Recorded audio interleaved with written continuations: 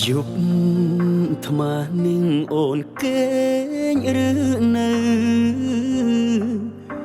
ដែលស្ងាត់យ៉ាងនេះពីលពើមិនឃើញតបសារអូនមានរឿងអ្វីមែនទេបងនៅឆ្ងាយបារម្ភជីវ៉ាខលទៅអូនច្រើនលើកច្រើនសារគ្មានអ្នកលើកឆ្លើយខលមកវិញលឺសំលេងប្រុងសំដីមិនសូវពីរួងសំឡុត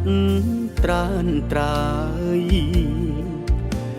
នឹកពេកទៀបខលថ្មនឹងតែភ្លេចឈឹងយ៉ាងបាយគ្នាហើយគ្មានសតិទេសួរអូនអើឆ្លើយដោយការគ្រាមុន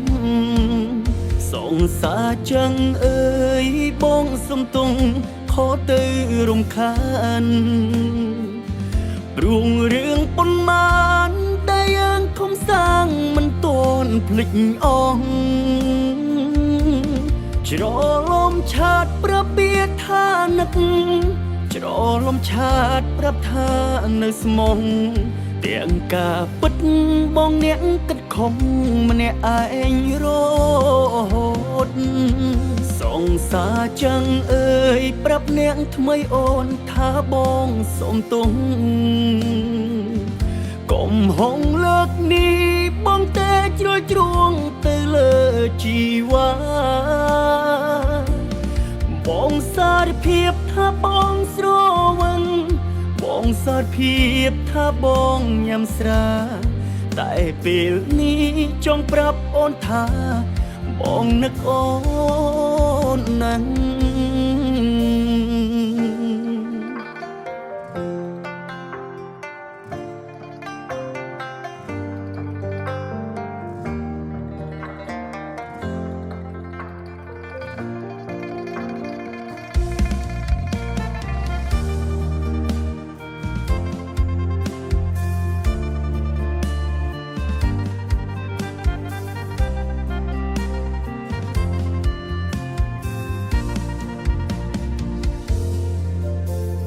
ខ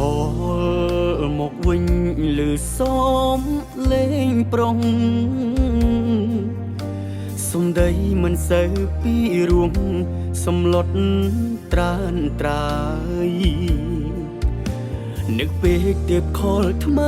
នឹងតែភ្លេចឈឹងយ៉ាងបាយគ្នាហើយគ្មានសតិទេសួរអូនអើឆ្លើយដោយការគ្រាមុនសងសាចឹងអើយបងសំទងខទៅរំខានរួងរឿងប៉ុន្មានដែលយើងខំសាងមិនតន់ភ្លេចអស់ច្រឡំឆាតប្រាប់ពីថានឹកច្រឡំឆាតប្រាប់ថា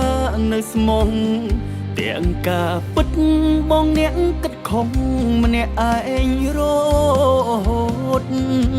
សងសាចឹងអើយប្រាប់អ្នកថ្មីអូនថាបងសុំទោស